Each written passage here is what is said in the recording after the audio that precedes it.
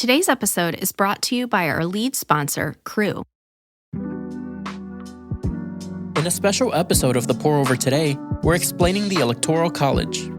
This is the 15th episode of our election collection, designed to help us grow in understanding and compassion on key 2024 election topics.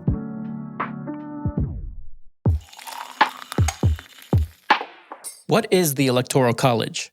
Instead of voting directly for a presidential candidate, U.S. citizens vote for electors, who then vote for a president, kind of like picking a team captain who makes the final call. The system is called the Electoral College. Who is in the Electoral College? The Electoral College comprises 538 electors, divided between the states and D.C. Each state receives the same number of electors as its congressional delegation, representatives in the House, plus senators. Most states follow a winner-takes-all system, where the candidate who wins the popular vote in that state bags all the state's electors. However, Maine and Nebraska use a proportional system. They award 2 elector votes to the statewide winner and cast the remaining votes based on the winner within each congressional district. Political parties usually choose electors in each state before the election. Think of them as each party's loyalists ready to cast votes on their behalf. They are often state party leaders or people with a personal connection to the candidate. The presidential election winner is whichever candidate receives 270 or more Electoral College votes. Now, the Electoral College's purpose. Why was it created? The Electoral College was a compromise between founding fathers who disagreed on whether the president should be elected by Congress or a popular vote. Some feared that a popular vote would result in large states always electing one of their own, while others feared allowing Congress to choose the president was an invitation for corruption between the executive and legislative branches. And so, the Electoral College was born. We'll be back with American views on the Electoral College after a quick break. With over 1,000 translations and every type of decorative edition, it's easy to forget how many people can't even get their hands on a single copy of the Bible in their native language. This is why we've partnered with Crew. Crew has missionaries in almost every country, but they need more Bibles. One missionary said, "I have never seen such a thirst for the Word of God in my country. Let's quench that thirst." For just $24 a month, you can provide 3 people with Bibles every month. As a bonus, Crew will provide meals to 12 hungry individuals through their humanitarian ministry and send you a free TPO coffee mug.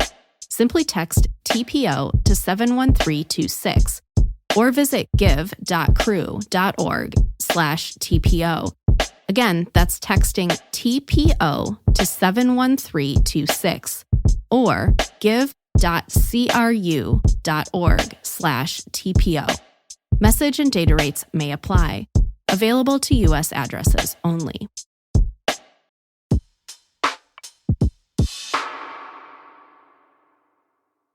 Not all Americans are fans of the Electoral College.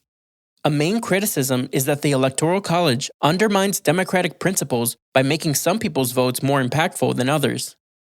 A Democrat in Wyoming can feel like her vote doesn't count since Wyoming has supported the Republican candidate in every election for over 50 years. Meanwhile, a few thousand votes may decide who wins all of Pennsylvania's electoral votes and determine the election outcome.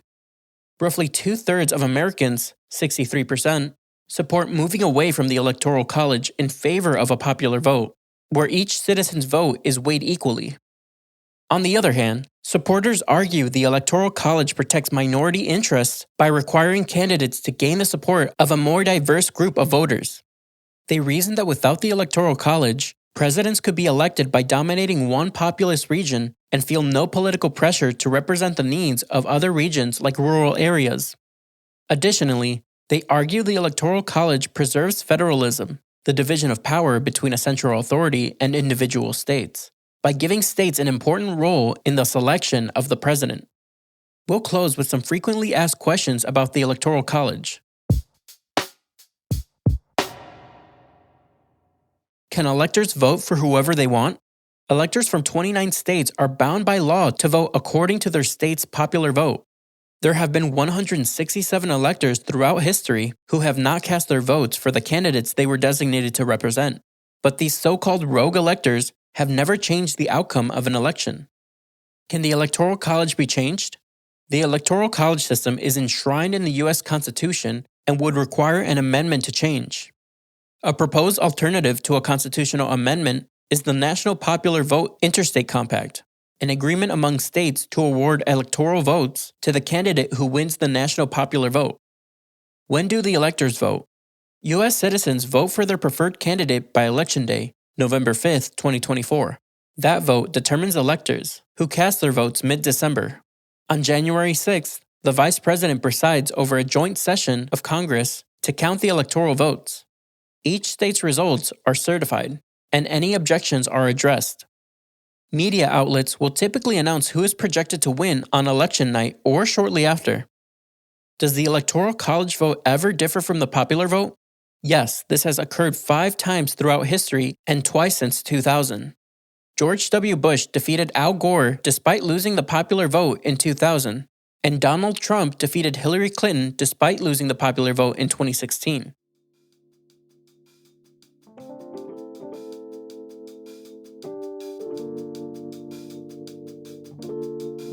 That's all we have for today. Thanks so much for listening. If you're listening on the Apple Podcast app, give us a 5-star rating and drop a review. If you're listening on Spotify, give us a follow and hit the notification bell to never miss a new episode.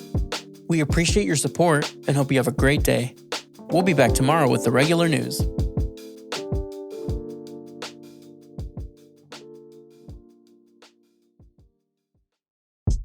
Hi, it's Kathleen from The Pour Over. Before we go today, I wanted to give you a book recommendation. Since some people have described The Pour Over as news for people who hate the news, even if the some people was me, we're recommending the fitting Politics for People Who Hate Politics by Denise Grace Gitcham to prepare ourselves as we aim to engage in politics in Christ's way, with countercultural love, integrity, and unity. Pick up your copy of Politics for People Who Hate Politics today with the link in our show notes.